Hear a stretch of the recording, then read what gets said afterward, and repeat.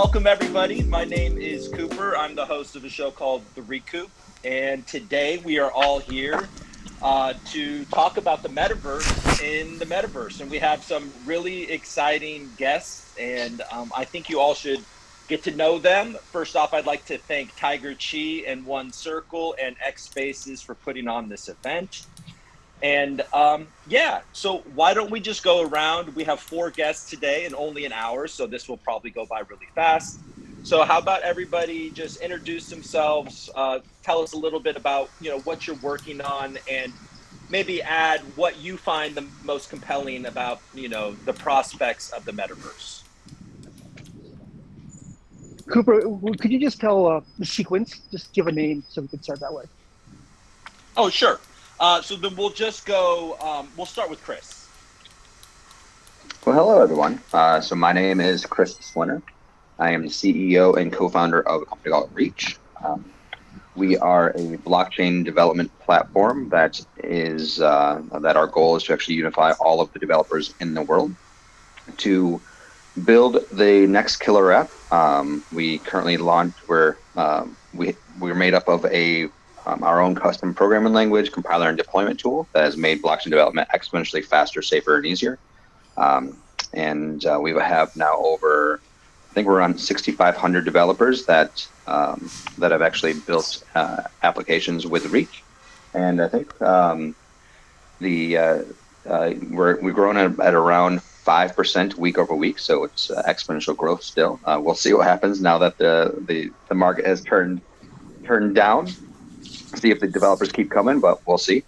We also have Reach Labs that rolls out its own consumer-facing products. So we have a DeFi suite, an entire gaming ecosystem, and also the newest one is a decentralized meetup. I think like a DAO of DAO's Launchpad. But yeah, and now the question was, what do I think of the metaverse? My opinion of the metaverse is probably different than a lot of people's. I don't believe that the metaverse is what people think it is. People usually, when you hear metaverse, they think of something like xSpaces, where you're walking around in a virtual world and own things. But what the metaverse truly is a single source of truth of ownership that allows different worlds to contextually describe what that ownership is. And yeah, I'm probably gonna have questions later about what for me to dig deeper, so I won't dig deeper now. But that's kind of my overall thoughts. Great, thanks, Chris. And we all woke up to the market being a little better, so maybe developers will still come. All right, and then next up we'll go with Frank Yu. Hi, thank you very much. My name is Frank, and I have been working in the gaming space, video games, for maybe 20 years or so. I was with Xbox launch in Asia, but I was also at a mobile game company in Beijing. We got acquired by Tencent. And in the last 3 to 4 years, I've been in blockchain gaming and also NFTs. I worked for the Cardano ecosystem, and I worked for 2 VCs in the past that invest in blockchain and crypto companies. One was SOS Ventures, and the other one is currently now is Obvislayer. At this moment, I'm an advisor to of course, a metaverse project. It's photorealistic using Unreal 5.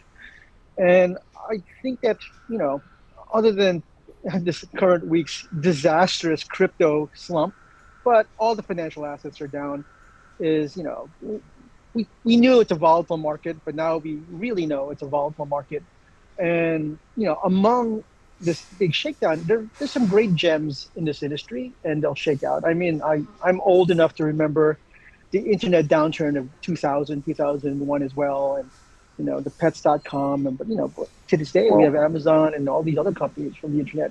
Yeah. Let's hope it's not that bad. Yeah, it seems to be recovering. But I'm really excited about the metaverse because in the gaming industry, we've been in the metaverse for at least 10 years with everything from EverQuest to World of Warcraft to, I guess, I don't know if you consider these metaverse companies, but things like Animal Crossing and Stardew Valley are actually pretty large social spaces with a big community. I mean, the largest IP in the world is Pokemon. And if you look at all the people who play Pokemon Go, they're in sort of a semi-metaverse as well. And so the only difference is now we're talking about decentralization, tokenization, and NFTs. It adds a little bit of element of confusion and to some, but we're getting there. I think that's why you're seeing a lot more gaming people are getting into the metaverse, because games and gaming is where the engagement is pretty much running, whether it's a Decentraland or Sandbox. Um, People come in for the games at this point before they come in for e-commerce or identity or even in meetups. So we'll see. And I'm very positive about the space. I like the people who work in it. I'm not really a crypto person, but I'm full crypto now, whether I like it or not. So thank you very much and giving me the opportunity to be here. All right, I love it. And then we can move to Manuel from Trantornian. Hello, guys. My name is Manuel. I'm the COO of Centurion. We're developing a 4X space theme game on over here at Outland. I'm just a lifelong gamer that I've been leading multidisciplinary teams along for a Is long Manuel time. super quiet for everybody else? Yeah, he's a little lower, but I can hear him well. Okay. Sorry. Let me just put up the volume if I can. There you go. Is it better now? There's just A little. okay. Well, I got into crypto and NFT gaming a couple of years ago. I really saw how it evolved, and now, as you all said, kind of crashed. And lately, it's been changing a lot. And I think we all need to focus a little bit more on the entertainment side and just try to focus on the good things that the metaverse and gaming have to bring to the table and to master into blockchain. I think that the only way that we can get people here is just uh, kind of have a different view of crypto other than just investment is by entertainment. And I think that gaming is the biggest of them all. And as Frank well said, I see also World of Warcraft, any game, any MMO, it's basically a metaverse for myself. Uh, the communities, the social engagement, meeting new people. I think that's what I'm focused more and what I really want to explore. And I think that blockchain actually brings a lot to the table because me as a lifelong gamer, I spent quite a good amount of money just in skins and different things that I never owned. They were never mine. They were from someone else, some other company, and I wasn't even able to to do what I wanted with them. And once I realized that, I just got kind of crazy about it and how the actual blockchain it brings so many advantages to gaming, and I think that that's just the future, if you ask me. Great, thanks. And then last but not least, Brian Song. Oh, hi. Thank you. So it's my turn. All right. Yeah. So about me. My name is Ryan Seong, and currently a master's student in Tsinghua University. So I've been in this field ever since 2018. So not long, I would say, but it was when I was in my second year of my undergrad, where I joined the blockchain club in my school. And then I started to dig into all the texts and all the quirks and features, of all the blockchains. And then back then it was more about like the public chains and not much about DeFi. And then later on, the DeFi started bloom in 2008, 19, and so on. I just constantly watched this space, and then been following how the trend was working. And then yes, of course, regarding the metaverse, I was also following the trend as well. Uh, so currently, I'm working as the not working. So I'm the president of the Tsinghua's blockchain student blockchain club, as well as the head of education at EduDAO. So I'm kind of all in for doing the educations of blockchain to the mass majority. That's like what I'm aiming to do, at least for the next couple of years. And I guess what I think about metaverse, it really it so how I think about it is that from the past it has from the distance between the communications or anything between people, in the very old ages, it was about like whether that person is near you or not, and then you have to speak to them. And then later there's that mailing or letter system where people start to be able to communicate with each other in a longer distance, so that more people can start to get connected with each other. And then it was only until the internet started to bloom where everybody was able to connect with each other, but not in the most natural way, but via text or via phone call or FaceTime even. I mean, lately we're meeting in Metaverse, just like in real person. So this transformation of communications among the human society. Uh, I think there's some noise in the background. Okay. Yeah. Thank you. Thank you. So I generally think like this transformation of the way how people get connected to each other, it itself has a huge benefits and value to us human in general. And and speaking of blockchain, I think blockchain how blockchain helps metaverse is that it is the infrastructure system that helps secure the assets and a lot of the properties, like to make sure inflation doesn't happen, and then everybody has a right, and then there's a fair competition going on in the space instead of just a pure creative space where you have unlimited resources, right? If you want to build a culture, if you want to build a city, right, there has to be order, and there has to be there has to be strategy of how to use those assets, and then like how to trade, so that people's works will be appreciated, and then resources will be well used to maintain the society. Yeah, but I generally think like even for the future, I think when people, let's just assume people go to Mars, right? Then how do we want to communicate with them without feeling the distance? It will be the metaverse, right? It is the metaverse that makes people get connected without the boundaries, and then reduce the frictions between the communications, so that nobody wants and nobody misunderstood each other, and then everybody can sync on one culture, hopefully, so that there's more consensus, less war, a lot of these stuff that I believe. So in general is what's beautiful about metaverse is this new way of communication for this human society. Right. Okay. Well, thank you guys for introducing yourself and giving some initial thoughts. I mean, when I think about the metaverse, I'm like most people, my first thing goes to gaming, and I think a lot of you mentioned that. So maybe I'll start with a general question that anybody can kind of chime in on. But you have things like Roblox, and Pokemon was mentioned earlier, and Fortnite, and you even have Meta, who is, they basically bet one of the world's largest companies on the metaverse. Do you think, and none of those things are using blockchain, do you think moving forward that the metaverse, it's necessary that we use blockchain technology, or do you think it's going to be just a spectrum of centralized things and decentralized things and blockchain and more traditional Web 2 type of infrastructure? I can start, and you guys can kind of chime in or tell me if I'm wrong.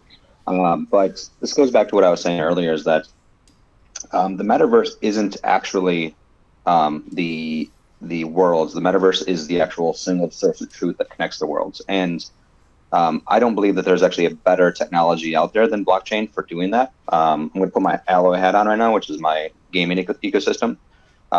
What we believe is not only actually a single source of truth of ownership, but an interoperable single source of truth of ownership.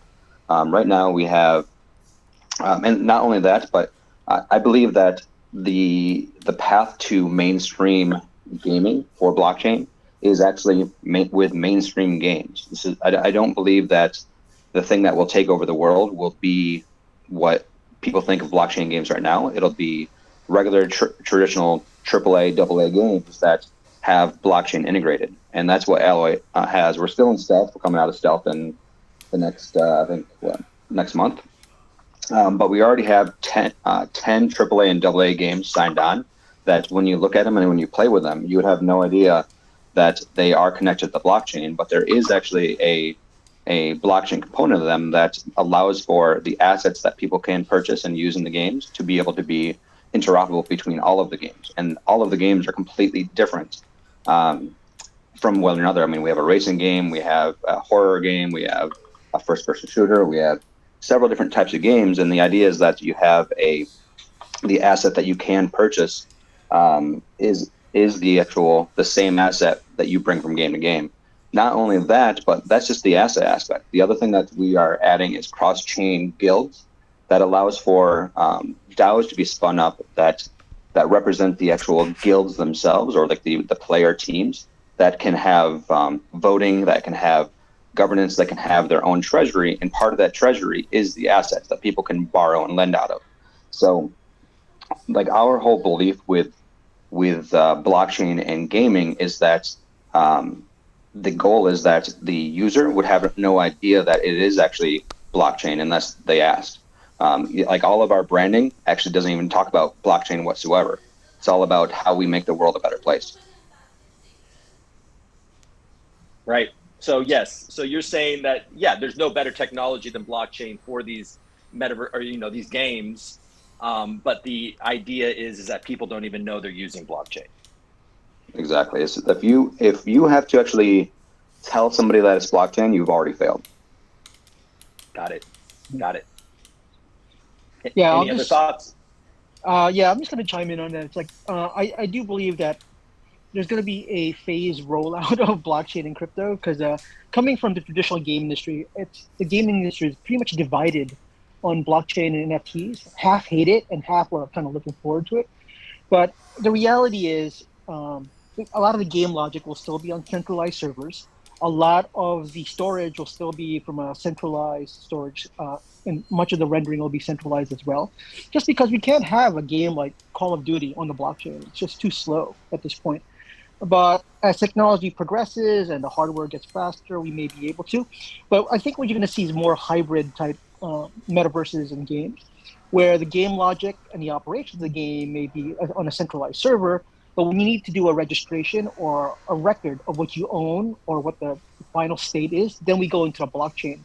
Because as anyone who's actually worked with Ethereum knows, you're going to go pretty much poor trying to pay for gas fees during peak times. And I think the latest Bored Apes other side kind of drop can attest to the fact that games basically crash Ethereum, whether it's CryptoKitties or the Bored Apes. Ethereum, which is probably one of the more robust systems, is actually quite fragile when it comes to sort of gaming swarms. So I think the metaverse will be a phase rolled out, and NFTs have a definite utility in a place, and we will use those in metaverses and as well as in games. Just because I don't know if people remember, but there was a game called Ashton's Call, and then when it was shut down, as well as other MMORPGs, people just lost their digital assets. There was no transition to the next version of the game or sometimes to other games. And all the time, all the money you invested is gone. And I think what the metaverse is really about is interoperability, which means that if your game shuts down, you can take those assets or basically ownership of those assets and take it into another game. It may not be functional, but at least you'll have a record that you can still show people that you played this game. So, coming from Xbox, the earliest sort of envision of what this may be is like the way we use memory cards. So on the Xbox launch in 2004, certain studios had games which talks to each other via the wallet. I think it was Ninja Gaiden would actually talk to Death Row Live Beach Volleyball through the memory card. And if you look at the crypto world now, our wallets are pretty much like memory cards. So that is like a first step towards interoperability. But seeing a fully decentralized crypto-friendly metaverse, I don't think is a reality until we have quantum computers or something. Got it. And Manuel, I know you're building a metaverse game on an alternative to Ethereum, Algorand. I'm wondering if you had any thoughts. Yeah, on our end, we actually we made it. We did our research and actually decided for Algorand just because of its technology, fast transactions, and really, I think that what Algorand brings to the table, it's more than just fast transaction, eco-friendly, and cheap transactions, of course, because as you Frank mentioned, the gas fees on Ethereum are super expensive, but over here they're just 0.001 cents any transaction, and they're quite fast, 4.5 seconds. So we actually aim to at some point get to do an actual blockchain integrated game, but we are focusing on the fun elements and just as Chris said as well, just to be a game. Well, me as a lifelong gamer, I just like to go in, have a good time, meet new people, engage with a new community, and at the same time, I want to own my assets and be able to do whatever I want with them, just sell them, trade them, keep them, collect them, whatever I want. But and I actually think that Ogran it's going that way because of all of these features, and if I can go a little bit deeper, it has a lot more features that like atomic transactions that you actually don't have the risk of sending your asset to someone and just waiting there or just hoping to get it, or you need to find a mediator. I think that Algorand really solves many of these things that will allow us in the future to actually build a metaverse and a blockchain integrated game where I think 4.5 seconds per transaction is still a little bit longer than anyone would expect for a game. But if everything goes up to the plan, I know that they plan to bring them down quite a bit. And I don't see why people wouldn't be able to wait 2 seconds for doing a trade, buying any asset, meaning not an NFT, but probably an in-game asset like I don't know, it could be an ASA or a coin or a material or whatnot. And we're actually aiming for that and looking into just building a fun game that people love and bringing all these great things the blockchain has to offer. And Algorand, of course. Great. And Brian, did you have any thoughts about this or? Yeah, I guess, well, just a little bit addition. I would say like for different games, because chain in general, it is very. I'll say like each chain has each different traits, right? I'll say like Ethereum, we will consider them as the most secure chain available for dApps, and then we have more higher frequency chains or higher output throughput chains, like Algorand, of course. So it really comes down to the need of the game, right? If the need, if the game itself hosts a lot of assets where security is what matters, then it should host on Ethereum. But if it's a more interactive games, and then it takes it needs more higher frequency actions, then uh, uh, this game should try to deploy on higher frequency chains or even its own application chains using like there's a lot of frameworks that one can utilize, right? Like the Cosmos, even Polygon, etc. And but if this person just want to use already available blockchain out there that has pretty decent security and also has relatively really high speed, then chains like Algorand is definitely a very good option. So yeah, being able to understand your game's need, and then make sure that you deploy on the right chain for your game is also what I think is important. Yeah. All right. Yeah. So what I'm gathering is that blockchain technology really helps with ownership of these assets. I mean, you read stories of like Meta is going to charge, 50% or something for buying assets, which is kind of rich because I think they kind of led the charge against Apple, and Apple charges 30%. But whatever. I guess Meta has the hardware now, so they're going to play the Apple playbook. But so I guess my question, we'll just start with Manuel, because I know like you said, you're building a very specific game. And during your response, you had mentioned that right now you're more focused on just the fun aspect of it. So how exactly are you using blockchain technology in Trentorian? Well, as at the moment, I mean, when I say the fun aspect is just the game. It needs to be fun. It needs to be entertaining. It needs to bring people to want to play. And blockchain at the moment, I think the NFTs actually ownership is super important. And then you have, I mean, in the whole NFT industry, you have different like different kind of players, where you could be just an active player that wants to just roam around, play, and there are other players that probably want to look more into the investment side, or just uh, do some scholarships, as we said, and as we saw in the past couple of years. But I think that Algorand itself brings like a lot of good things to that. For example, it has the clawback and revoke the feature that you could actually give someone your assets so they can play with it, and for for a settled amount of time in a smart contract, and you will get it back. Uh, Trading.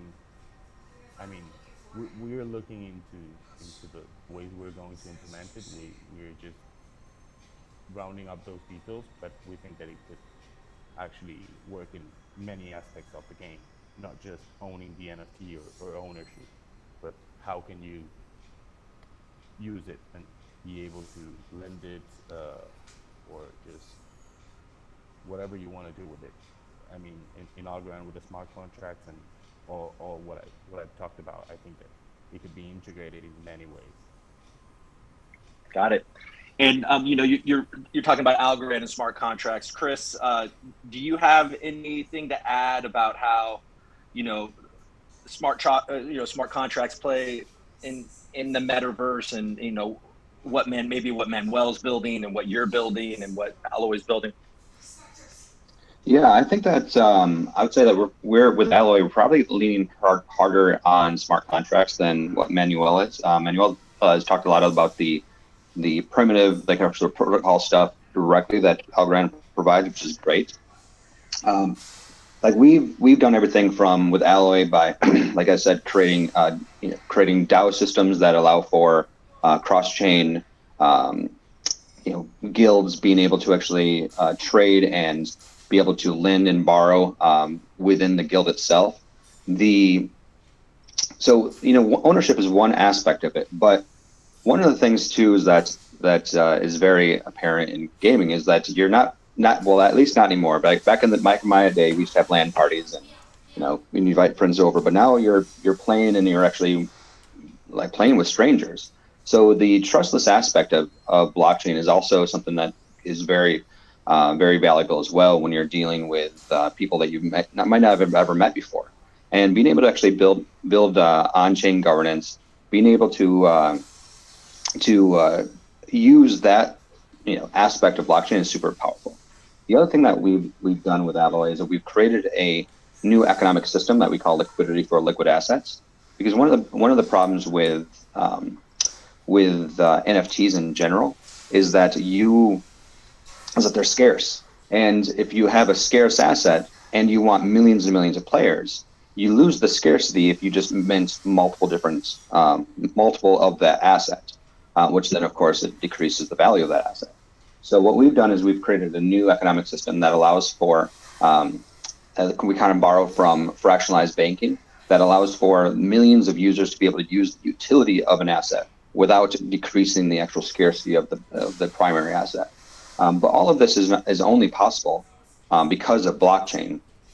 And the trick is by putting an abstraction between all of this, the complication of what blockchain is and the gamer, because the traditional gamer doesn't want to know what blockchain is or how blockchain works or even have private keys. So that we've even gone to the next step is by building out custodial wallets that allow for traditional gamers to be able to use the blockchain without even having to do keys and things of that sort. We of course have the mandate that for us nerds that really do care about not for it to be non-custodial, we have the ability to use or bring our own wallets with it. But we really want to make sure that we made it so that the millions and millions of gamers in the world have the ability to use the system without actually feeling any pain.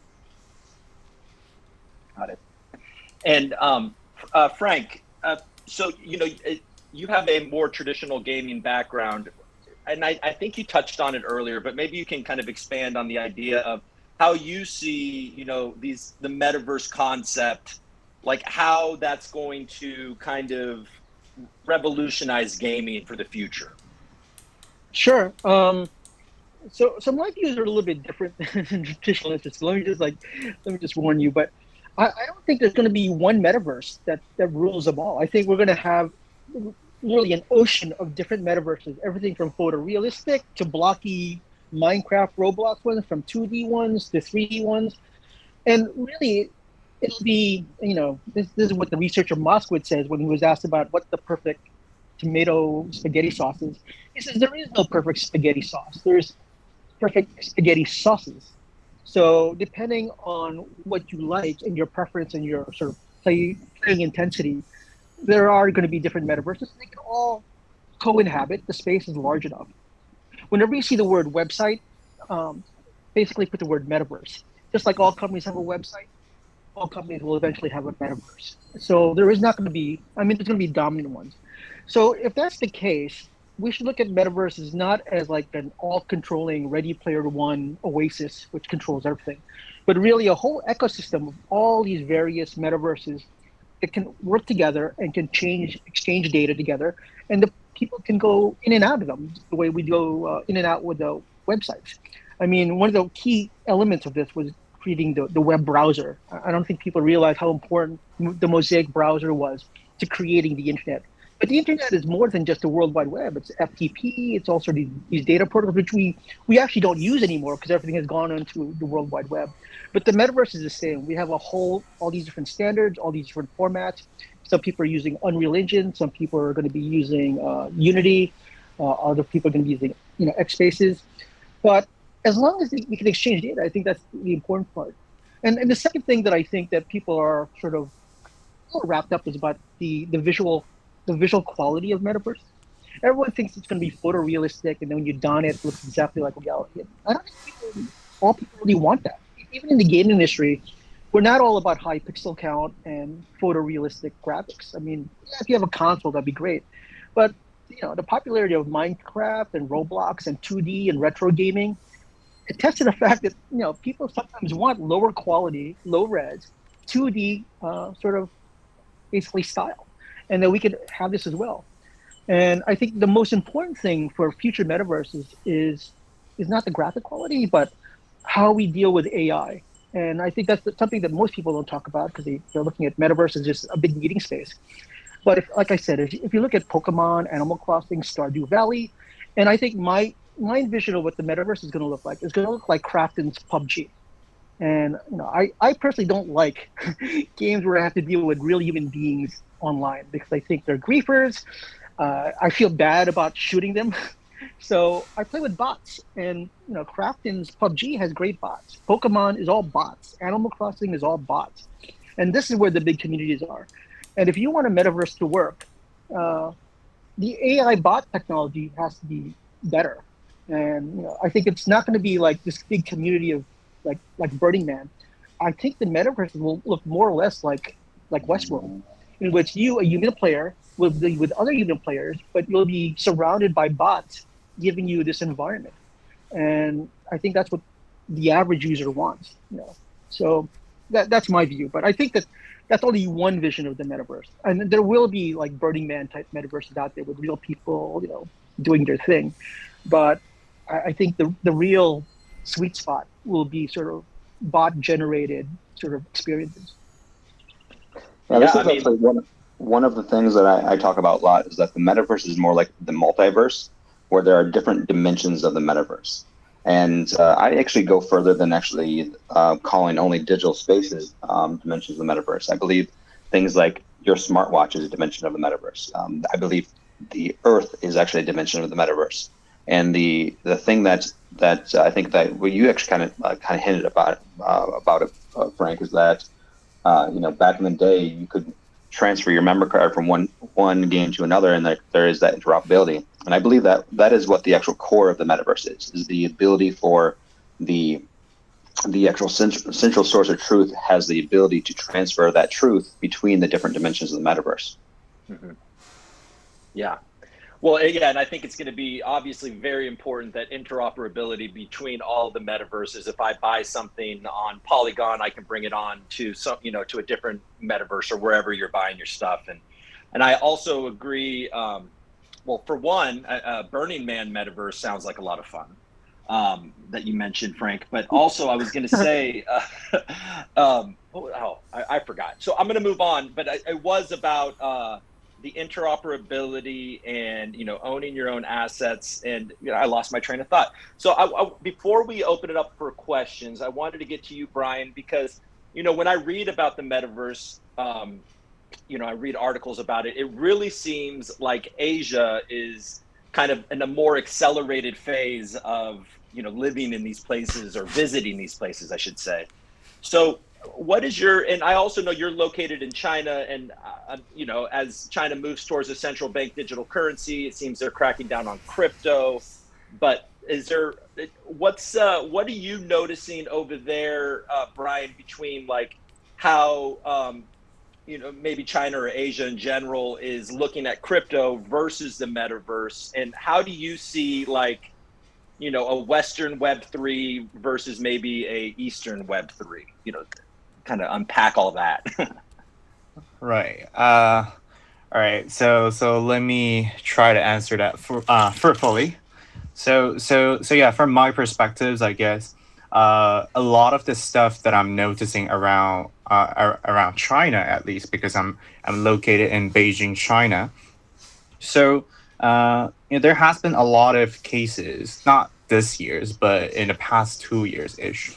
There has been a lot of the metaverse company, which includes some VR, AR headsets company, or graphic rendering companies, and also something related to AI.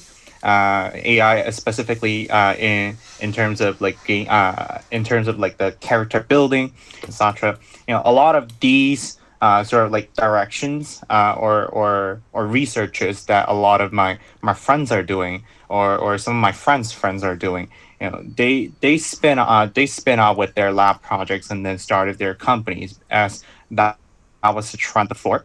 But now, because of the market, it doesn't have a lot of the liquidity to support a lot of these new projects. But in general, that was the case. But right now, the market has kind of go down.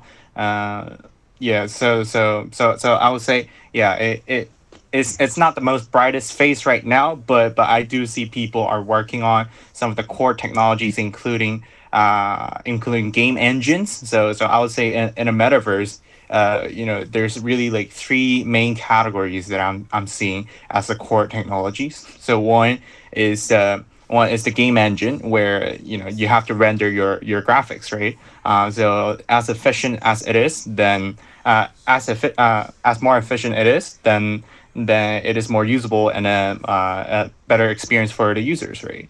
And also, there's other technologies include AI and edge computing, and also VR, AR, MR. A lot of these really helps the experience of how user interacts with the metaverse. And the very last sector of this is the contents. So regarding of the content creators and a lot of the content supports for the ecosystem itself, just like Frank mentioned about the AI bots, right, in Pokemon, or a lot of those games, because that is also considered as AI plus content ish. Is that content itself really brought users the interest? And in China, there is a lot of these sort of like metaverse games that is not technically based on blockchain, but is kind of thriving as well. I forgot the name, but it is a little bit similar to how Minecraft looks like, and it is especially popular among the younger generations. And also, I've heard like in Southeast Asia, there's a lot of GameFi projects going on over there. I think it is a window for them, because this itself is a relatively new space. Because everybody is pretty much the same when it comes to they're using the similar game engines, and then they're using the similar technologies, because a lot of the VR, AR there, it's literally just quests out there from Facebook, from Meta. So it's just about what are some of the creative contents that you can create to draw more users to try. But if you want it to mass adopt to the whole entire community, it is not it is not working for now because the facilities are not available yet for the major communities. Like not a lot of people have a VR, and even if you have VR, you wouldn't use it for 24 hours per day, right? You spend more times on mobile phones and computers. So yeah, but among Asia, in a couple of years before, yeah, people were working hard on it. Nowadays, because of the economic, people kind of slow down a bit. But I do see like when the market goes up again, after this COVID thing, people, this will be one of the major directions that people will be diving into. And you mentioned about the central bank cryptocurrency.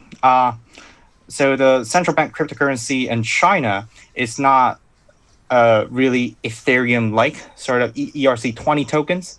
It's a little bit different. It is using its own technology, but yeah, digitalizing the cryptocurrency is very digitalizing the fiat in China is also one of the major goals. I don't think it's just for China, but I think for a lot of other places around the world too. Like I think Hong Kong just launched a paper about like their own sort of like CBDC. But it's not live yet. But a lot of these governments do have a plan and action to make this scale, make this available for the community. One of the example in China is that you can already pay with CBDC for your daily purchases in McDonald's, in Burger King's, and a lot of other places using your banking apps. So a lot of those banking apps natively support that CBDC functionalities. So you just have to scan a QR code and a purchase with it. So it's already pushing its way to the major community. But because Alipay and WeChat Pay is already so convenient for the mass community, so it's not a very easy transfer. It's not an easy path to transfer this habits from WeChat Pay to this CBDC Pay. But yeah, it is on its way. So we'll see how it goes. Great, thank you, Brian. I did remember my point. It was something that Frank was saying, and I was gonna add that yes, like a photorealistic avatar of myself may be appropriate for a work meeting or something like that, but I'm more likely to want to hang out with my friends as like a cartoon lizard or something. So I definitely got that point. Okay, so I want to open this up to the audience, and before I do that, I keep teasing it, but and I apologize, we did really kind of focus on gaming, and there's a lot of things happening out there, where these corporations are making huge purchases of land. Fidelity has a building in Decentraland where you can learn how to invest in ETFs, et cetera, et cetera. We know the whole story. Does anybody have any strong thoughts about, how expensive virtual real estate is? Do you think that is a silly thing to be buying, or do you think it's, appropriate and just where we're headed? I think silly is a too strong of a word. I think that we're figuring things out still, and there's a lot of opportunity. And if the metaverse goes towards if certain metaverses become more popular, where everybody ends up being, the actual scarcity of the space in that can increase in value, just like traditional real estate. I think a lot of these bets are early bets, and they might be amazing bets. But who knows? I think that we are really early to start picking true winners in the actual virtual world space at this point. Yeah. So what I think about is that so I think the value of a piece of land, or let's just say a piece of NFT, there's really no standard to it. There's nothing to pack on. It's really just how people think, or people kind of just betting the price on to make it really really high, right? But I think a more realistic way will be, or more rational way of setting the price for the NFT will be, taking account of how people utilize that NFT, or a more specific example, let's say a piece of land on Decentraland, right? We are able to count how many people has spent their time on a piece of land, and then what they have done. Each of these actions could be quantified, and then each of their time that's spent, whatever time, how the length of their time that's spent on the NFT, it means that this piece of land, whatever construction they have made, it means something, and then people want to spend time on it. The cost is the time, and then these costs should be sort of mapped and as into the price of that NFT asset, or at least take it as a major consideration of how 就可以有 a 更 piece 多 of 那 land 个 should be 拟将 priced. 拟将。 So this way, it is more rational, but yeah, but nowadays, 打怪才有。 we have encountered so regarding of this, I also have an 爆炸理解。 example of my own. So I talked to there's a university district on decentral land, and then on that university district, they're allowed to, or not allowed, sorry, like they have an offering to university communities like us. They can lend us the land, and then we can build our buildings on it, and then we have to pay them monthly fees. So this is a business model they establish, and then they're able to do so because first they're on decentral land, and the second they name that district as university district. Is likely for us to go there instead of go to the other places if we don't own the land, right? Yeah, and then the reason why for us, Tuba would like to choose decentral land for activities or build buildings will be because people pay attention to decentral land. It's not like they don't know about it. People know about this decentral. That's like why I think NFTs are priced, because it's the consensus, it's the time and the attention that people pay attention to. Attention that people spend on those NFTs. It is hard to quantify, but yeah, like I mentioned, one of the qualities would be one of the units that we can use is how much time people spend on the NFT, and there could be more, but this is just one of the ideas. Great. Yeah, I kind of agree with what Brian said. So the biggest problem in the metaverse space now, and this is coming from my perspective of like being in a metaverse project, is that people buy the land, but they don't actually build anything on it. They're just speculating and waiting for the price of land to go up. So you have all these metaverse land which have high prices, but it's empty. No one wants to build. No one really wants to invest in it to build infrastructure, and that's really what's needed. I mean, even in Decentraland, like, I don't consider going to the HSBC Decentraland office to be interesting, and there's no reason I'd go there that I couldn't do with an ATM machine or to go do online banking. So what's the purpose of having an HSBC in a Decentraland other than the fact that they're in a metaverse? And the thing with another problem with the metaverse is the fact that the districts are just chaotic. Like, people are building metaverses and they're building basically like these shanty towns. I don't know if anyone remembers what Beijing was like during the 1990s. People just started building all kinds of stuff. Like, you'd have like this 500-year-old temple next to basically like a bun shack next to like these street sellers, and it was just total chaos. And that's what metaverses are coming without the district and urban planning of a regular city, is that you're just chaotic at this point. So we need to overcome that hurdle as well. Okay, I get your point, Frank, and I will say that I know Fidelity has a dance floor in their mansion, so that just brings up images of you walking into an empty club. All right, well, look, we're winding down. I want to offer the opportunity for people to ask questions if there are any, and we're a small group, so you can just chime in, and ask your question.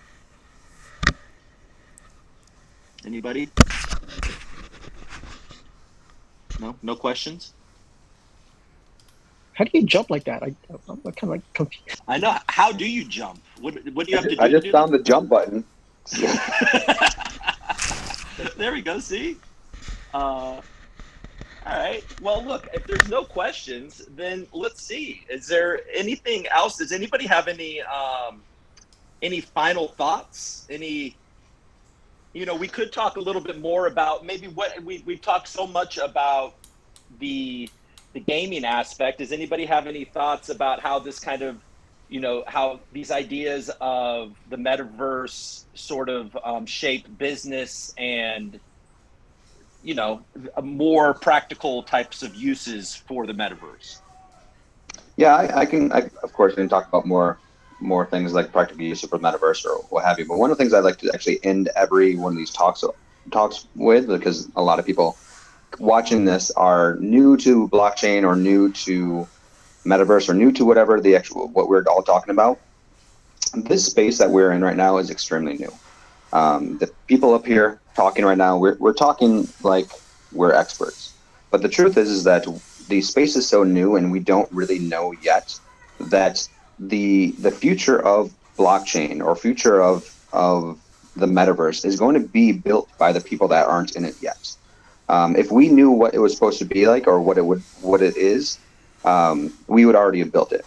So when you're listening to this, please don't hesitate to start and join us, because we need your ideas, we need your thoughts, we need your past experiences, and it's actually beneficial if it's different from ours, because we're just so early that the new thinkers are the future of blockchain.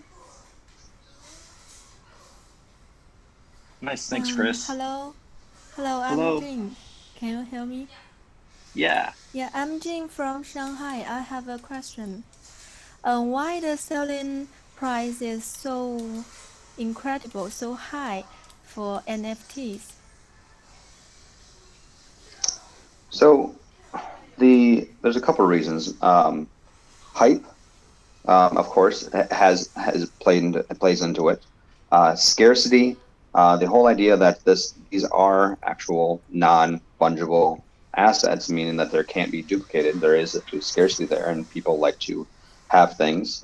If there's always more demand than supply, that drives up the price.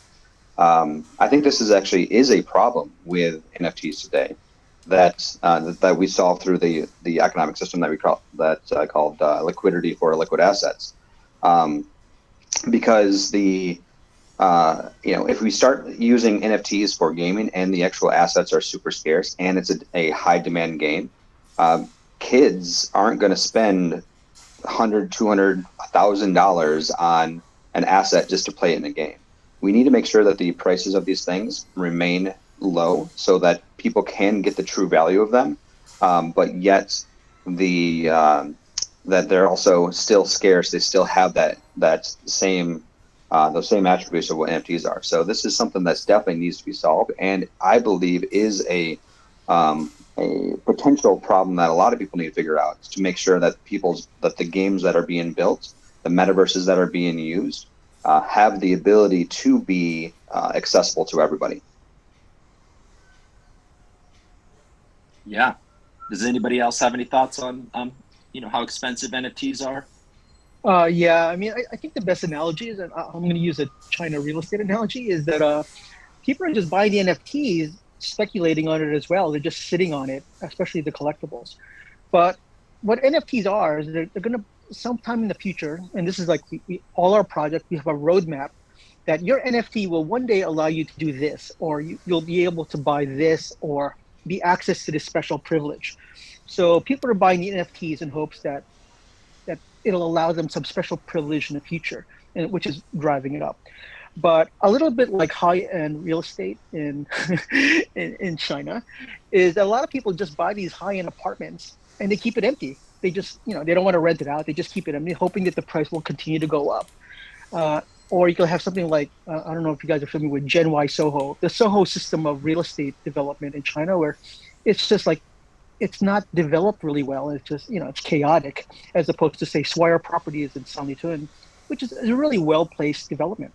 But if you can have sort of a special privilege to open a store sometime in the future, NFTs are a little bit like share options, and it gives you the option to do something or an entitlement later on, even though it's not fully mapped out at this point, which is probably why the NFTs are rising. And there's a bit of a liquidity bubble in the past where crypto money just poured into NFTs, and regardless of the price. But now that's a little bit of a retraction now. All right. Are there any other questions? No. All right. Any other final thoughts before we draw this to a close? Yeah. I will say something, Cooper. Okay. Hi everyone. This is Tian. And thank you so much for joining us to join this conversation. And I feel the conversation's been very insightful. And thank you so much for sharing your personal experience and your vision on the future of metaverse and NFT and blockchain in general. And like Chris said, I totally agree. This area is totally new, and we are all the like early builders, early adopters, and we wouldn't know how the metaverse looks like in the future. But we are just trying to sketch the vision we have and try to make contributions to it. So I would say congratulations to everyone. We are super early and we are trying to be creative and do something really like exciting for the future. And I hope like more like young pioneers could join us, join the community to contribute. Whether you are artist, you are a creator, or you just like nobody, just somebody without any of those technical skills, you can still be part of this journey. And I hope like you do feel this is exciting. Yeah, thank you, everyone. Yeah, Thank you, thank you, Kim. everyone. Yeah, thank you so much. I'm actually curious before we sign off, how many people are actually wearing VR goggles here right now? Maybe you could jump if you're wearing VR goggles. Cool. So there's some people out there. All right. Well, look, thank you so much to Chris, Frank, Brian, and Miguel. I had a really, good time talking to you guys. It's bright and early for me here in California, so you guys got me up early and ready to attack the day. So thank you so much, guys, and have a great rest of your day in the real world. Thank you, Cooper. Thank you for getting up so early for us. Of course. And wish you a nice day. Thank you, everyone. All right, Let's make this into bye-bye. an Thank NFT. Let's do it. Oh yeah, make this moment an NFT for sure, and I'll send you some photos later. Take care. All right, take care, everybody. Bye-bye.